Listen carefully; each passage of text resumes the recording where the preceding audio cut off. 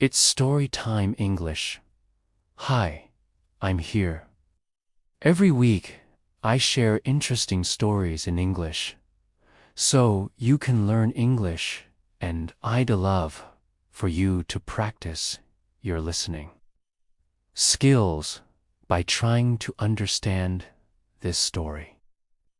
Here we go.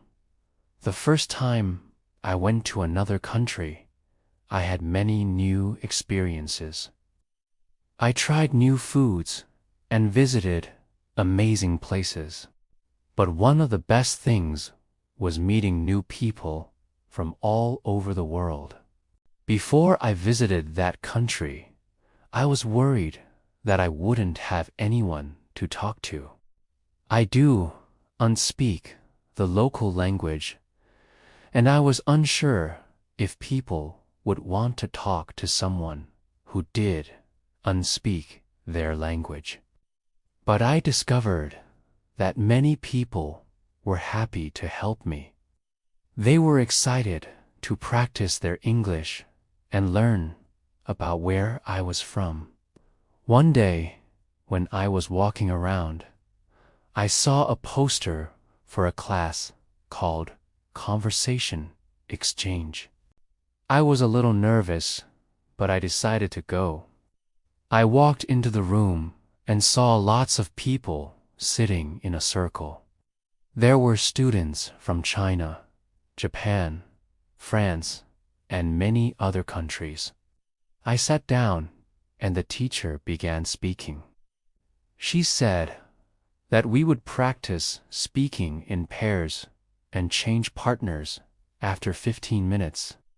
I was a little scared, but I thought it was a good chance to practice my spoken English. Then the teacher said, "Now let's find a partner." So I looked around the room. Everyone was looking for a partner. Finally, a woman from Japan smiled at me and said, "Would you like to be my partner?" "Of course," I said. "Nice to meet you." "Nice to meet you too." Then we talked for 15 minutes.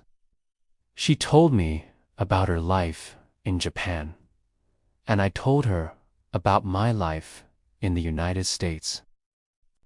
Time passed quickly, and soon it was time to change partners.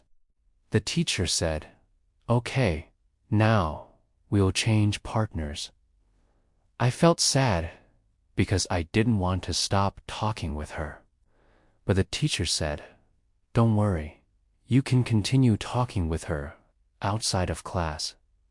After class, I found her in the hall. I said, "I enjoyed talking with you. Can I be your friend?" "Of course," she replied. "I really enjoyed talking with you, too. Let's stay in touch." And that's how I made my first friend in another country. Sometimes I think back to that day and smile. It makes me happy to think about how I met her and how we became friends. Today, we often get together and practice our English. We also teach each other about our cultures. I learned many things about Japanese culture, and she learned many things about American culture. We also have fun together. We see movies, try new restaurants, and travel. Sometimes we visit museums or art galleries. When we look at a painting, we discuss what we think the painting means. She helps me understand abstract art. I still remember the first time I saw an abstract painting. I asked her, "What does this painting mean?" "It doesn't have a specific meaning," she said.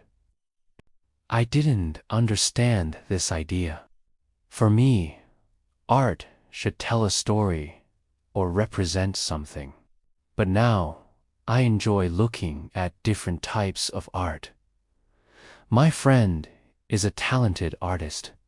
She draws and paints every day. One day, she invited me to her studio. Her studio was full of colorful paintings and sculptures.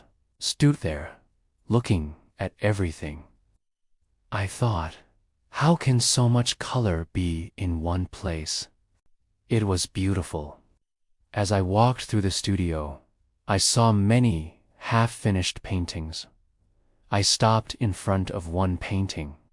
It was almost finished, except for the eyes of the woman in the painting. "Can I help you finish the eyes?" I asked. "Sure," she said. "I think they need a little more blue." I took the brush and added some blue paint to the eyes. They now had a little more depth. She smiled and said, "Thank you for your help.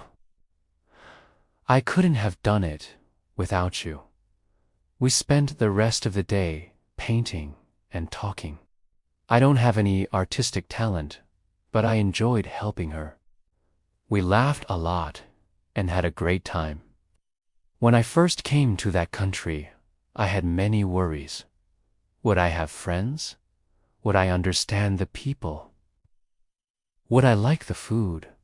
In the beginning, it was difficult to answer these questions. I missed my family and friends from America. At first, the food was very strange for me. Also, I couldn't understand the people very well. But after a few months, I got used to living in another country. Now, I feel at home there.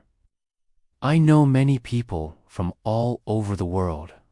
I can easily find someone to talk to in my language or in English. And the food doesn't seem strange anymore.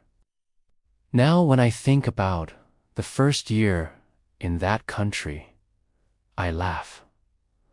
I remember how scared I was. I learned many lessons, and most importantly, I found many friends from all over the world. There are many people who want to live abroad, but they're afraid. They think it will be too hard and too expensive. But I want to say that if you work hard and save money, your dream can come true. Of course, you will face challenges. But if you have a goal, you should work toward it. Never give up on your dreams. Every year, millions of people move to another country. Some people want a better education, and others want a better job. Many people just want to have a new experience. But no matter why you want to move, it will be challenging. If you decide to live in another country, you must accept the challenge. You must be ready for new experiences and difficulties. If you want to live in another country, you should research before you go. Learn about the culture and lifestyle. Understand the customs and traditions. This will help you adapt to life in the new place. You should also learn the language. Don't wait until you arrive in the new country. Take classes, watch videos, practice with native speakers. When you arrive in your new home, be open to new experiences. Try new foods, visit new places, meet new people.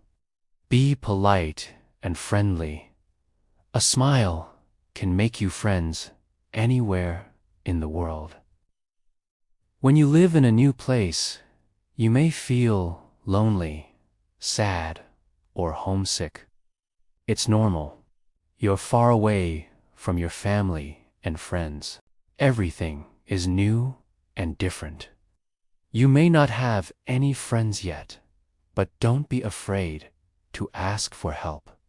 Reach out to people, make new friends, join clubs or groups, meet people who share your interests. You can also contact people online.